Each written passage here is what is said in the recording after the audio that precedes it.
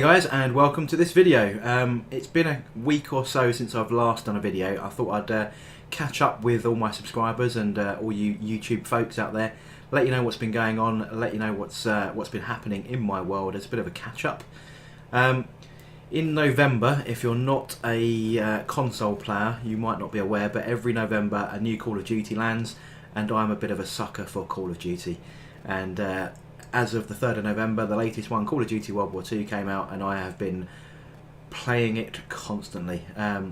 Has been played with issues, there's been lots of problems, server problems, connection problems and so on, but I've muddled through, I've still played it, I still like it, and I'm a bit of a sucker.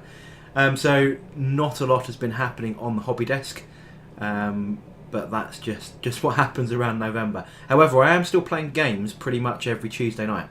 So I've got a couple of friends that typically come over on a Tuesday. We do get our geek on, and we do play some hobby. And I've been using, since the new Craftworld Eldar, Aldari, Craftworld Codex launched, I've dug out my Yandon. You may have seen a couple of showcases. I put a card up to the showcases so far that I've put up on the channel in case you've missed those. And I've built a sort of an all-rounded bring on, take on all comers kind of list. And I want to talk about that in this video. So up on the screen, just at the end of this intro, will be the list that I'm doing, and I'll just have a little talk through those options and why it's doing okay so far. 2 games in, 2 quite resounding successes against a mixed couple of different lists, and we'll just talk about those. So here is the army. It's 1,999 points, just about a power level of 111, I think. And it forms 2 detachments. So the first part is a brigade detachment, which as you well know is 2 HQs and 3 troops. The 2 HQs in this case is a Farseer, which you can see just down in the front left. He's accompanied by a Warlock next to him. And then the 3 troops are on the right hand side. That's 2 squads of Dire Avengers and a squad of Guardians. The Dire Avengers have an X-Arc each has a twin catapult. And the Dire Avengers have a heavy weapons platform which sports a shuriken cannon. Predominantly shuriken cannons are definitely better than scatter lasers, mainly because they're assault weapons rather than heavy weapons, which means you can move, even with battle focus, you can move and fire without a negative to your ballistic skill. The next detachment then is a Spearhead, which is a single HQ and 3 heavy support choices. So the first heavy support choice is a battery of 3 Warwalkers, each carrying a shuriken cannon for the same reasons before, and then 2 fire prisms. Finally, for the HQ, it is a Spirit Seer. Let's run through the other options then. What I have are 2 units of Wraith Guard. The first unit has Wraith Cannons, and the second unit has D-Scythes. That's the unpainted part of the army. That is part of Idic Nick Beer's Paint It by Christmas challenge. Get it painted. I still haven't made much progress on that, to be honest. I've also added a second Spirit Seer, and both those Spirit Seers will be accompanying both units of Wraith Guard, as that allows a nice re-roll of 1. And then I have a unit of Warp Spiders, followed by 2 Wave Serpents. Both of those Wave Serpents are running 2 Bright Lances, or a twin Bright Lance, Shuriken Cannons, or a Shuriken Catapult, sorry, as a underslung weapon. Both the Fire Prisms are also running Shuriken Catapults as well. No super upgrades on that. I am running, because I had spare points, a Crystal Targeting Matrix for 1 of those Fire Prisms. But other than that, I've kept the war gear pretty slim. No super duper stuff going on, to be honest. So as I said, I've run this list a couple of times now. The first time against my nemesis, who runs a very large Orc army. That's Ian from White Shark Gaming. He brought along for the first time a Stomper in his Orc list. As well as a bunch of boys and weird boys and other bits and pieces that come along in a 2,000 point list. Those Stompers are sort of 40 wounds of death, especially when they're protected by a custom force field Big Mech. But this list did quite well. Now, the big thing about this list for me is it's got a good application of firepower and is highly mobile, especially with the new stratagems. Stratagems for Eldar are making a massive difference in my opinion. So for 1 command point you can basically link up your 5 prisms, and what that does is allow just one of them to target a particular enemy with true line of sight, and then you're getting rerolls to hit and rerolls to wound. Now when those fire prisms are at their highest power setting, those are strength 12, AP -5 and D6 damage. Fire prisms can also, if they don't move or move under half of their maximum range, get to fire their turret weapon twice. And then you combine that with the stratagem for rerolls to hit and wound, you've basically got 4 shots at strength 12 and 4 D6 worth of damage. That is a lot of output at a 60-inch range. That is my my go-to anti-heavy armour part of the list. That is backed up by some short and mid-range firepower. Now from the mid-range stuff we have the warwalkers. Warwalkers all with shuriken cannons, which are 24-inch range, 6 shots each. But they also have the ability to outflank, which means they can appear on any board edge within 3 inches of that board edge at the end of a movement phase, which could be your own board edge, the enemy's board edge, or whatever. Pretty good for getting in, trying to pick out enemy characters that might be lurking at the back, or you know, putting the enemy off their strategy. The second part is some close range anti-armor stuff, and that's done by the Wraith Guard.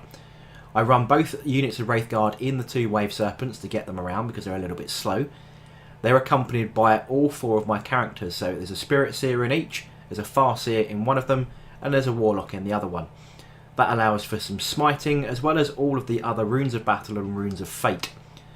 The Warlock is there for sort of any of the abilities they've got, really. So one of the really good ones that I'm liking is called Jinx, which basically means that the enemy saves is reduced by 1. That's both their armour and invulnerable save.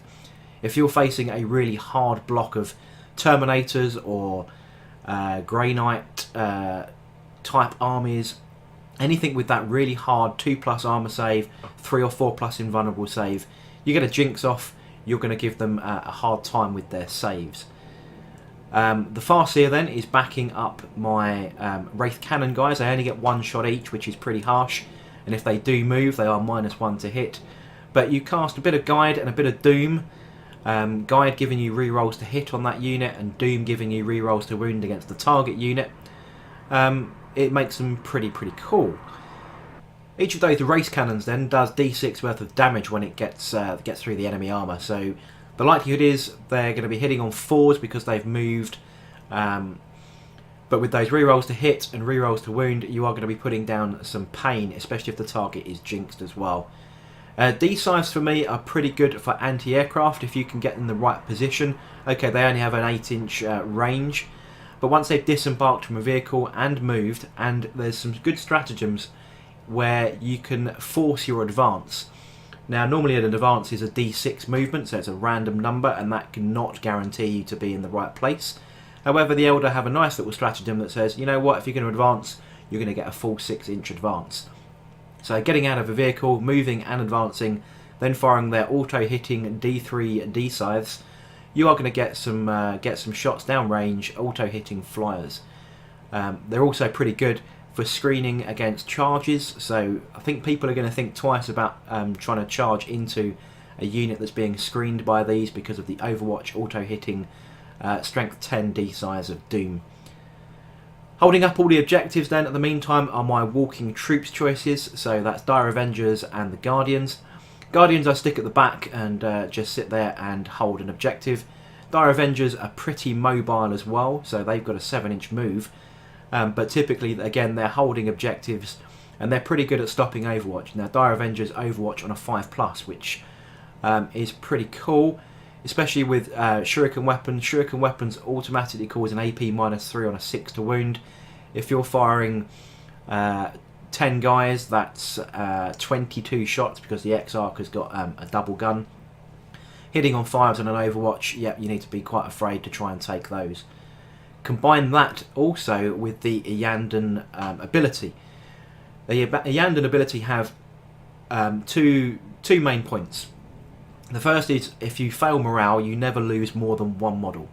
So you're not going to lose anything more than 1 from a failed morale, which means your guys are going to be sticking around on those objectives for quite some time. The second one is for vehicles. Now vehicles for Iyanden are now super tough. that when they degrade, you count double the number of remaining wounds left. So Wave Serpent, which I believe has 13 wounds and starts to degrade when it gets below 7. What that really means is that that vehicle needs to have lost 10 wounds and be down to 3 wounds in order for it to start having any degraded effect on its movement and its ballistic skill. Same with the Fire Prisms as well. They're going to be sitting there firing at maximum effort all the way down to their near death point.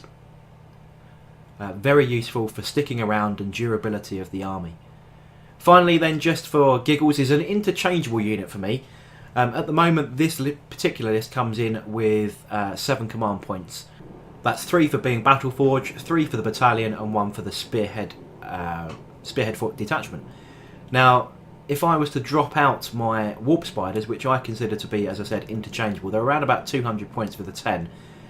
Swapping them out for an Elite's choice would mean that I would then gain an extra command point because I'm already running 2 Elites and an extra HQ with a Spirit Seer and the 2 Wraithguard units. So I'm costing myself an extra point, but I'm gaining that extra manoeuvrability. What Warp Spiders can do is arrive from Deep Strike, like out of the Warp. And because they've got a 12-inch range weapon, which is an Assault 2 weapon, they can arrive and put down quite a lot of Strength 6 guns, which again, when they wound on 6s, are causing an AP -4, which is pretty powerful.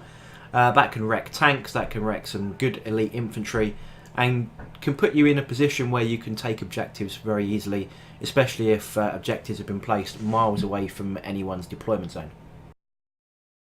There are a couple of other alternative strategies that I have deployed. So we have Webway Gate Assault. Forgive me if I get the names slightly wrong, but the effect is exactly the same. So for 1 command point you can place any number of infantry or biker units in the warp, and you can just deploy them wherever you like on the board, 9 inches away from an enemy.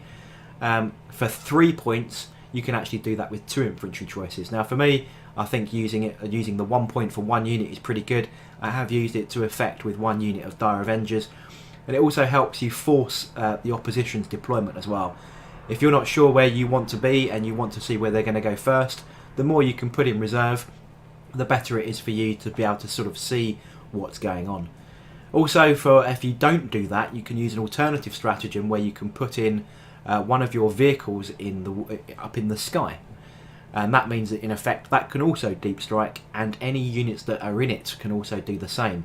So for me, I can sit here and put a Wave Serpent in the sky with a unit of Wraithguard, with the Farseer and with a Spirit Seer, or with the Warlock and Spirit Seer depending what unit, hide that away, and that means that I can bring that in when I want. Now both of those 2 stratagems are mutually exclusive. You can't do both, so you pick one or you pick the other. Combine that with the fact that the Warp Spiders can deep strike and the Warwalkers can outflank. You've got a force that you can basically put almost anywhere on the board, from any particular turn up to turn 3, when obviously everything's got to be on the board. So highly flexible, highly mobile. It's got short, medium and long range. A mixture of stuff that does a single point of damage all the way up to multiple weapons that can do D6 worth of damage. In fact, the 2 Fire Prisms and the Wraithguard with Wraith Cannons all doing D6 worth of damage. Those Fire Prisms firing twice, with the stratagem to reroll to hit and to wound. You're putting down quite a lot of modifiers on the board. So there you have it, guys. That's the army list I am running at the moment. As I said, I've played 2 games. I've discussed the Orc game. I didn't discuss the Grey Knight game. So I played against a friend of mine. It's almost, I think, his 2nd game of 8th edition. He was a pretty good player back in 7th with his Grey Knights. Wanted to try something a little bit different, so it's a very elite-ish list. 3 lots of Terminators, Drago, Valdor, some Dread Knights, and a Storm Raven gunship, I think, were in the list. Very elite and not particularly mobile, even though he can Gate of Infinity and teleport his Terminators and so on. Facing this kind of list, I think his army count was very, very low, which meant that I can pick and choose the targets, whittle them down, give them a bit of Jinx, Doom Guide, all the abilities that Eldar have got, and then make sure that each unit was taken apart piecemeal. That was a very resounding success for this particular list, but I don't think Grey Knights were shown to their best ability, to be honest. Lack of experience for 8th edition, and a bit too an elite list to be facing this kind of Eldar list. But there you go, that's the list. What do you think in the comments section below? I'd like to know what you're running at the moment. Do you think that this Eldar list is balanced? I'm fairly sure that it is balanced. It offers a mix of all kinds of different troops. It's not sitting there and spamming anything in particular. I think it's reasonably fluffy to the Eandan list, or the Eandan culture as it were. It's got some dead stuff in there, it's got some spirit seers in there. And for me, I think that it's a good take on all comers. I suspect it might struggle against some super tournament elite builds, but for general gaming, I'm finding it quite balanced. And for general gaming, I'm definitely finding balanced armies are doing better than those elite builds. But there you go. That's what I'm running, and I'll certainly be playing some more games with this build. And I might even try, as I said, to switch out the warp spiders for some other stuff for that extra command point. So there we go, that kind of wraps up this video. That's what I've been running for the last couple of games that I've been playing, and I'm certainly going to be using those. This particular list, as I said, I might switch out the warp spiders for some striking scorpions or some banshees or something else, just to vary it a little bit here and there, just to see what they're really like in the game. At the moment, I'm really liking the warp spiders, but if I switch out for either of those two other elite options, I do gain that extra command point, and there's plenty of sneaky stratagems that the Eldar can adopt in order to try and help them win a game. But as I said, if you've got any comments on the list, or if you want to let me know what you're running, are you running a tournament heavy kind of list that does spam a lot of stuff? Are you running the Guilliman Castle, or are you running nice and balanced with your friends and just enjoying the game for what it is? Let me know in the comments. But if you like this video, sorry it's been a week or so since I last uploaded, but thanks for sticking by me, and as soon as the COD adrenaline wears off, I'll be back to my usual schedule. Anyway, until next time, take care, and I'll catch you on the next video.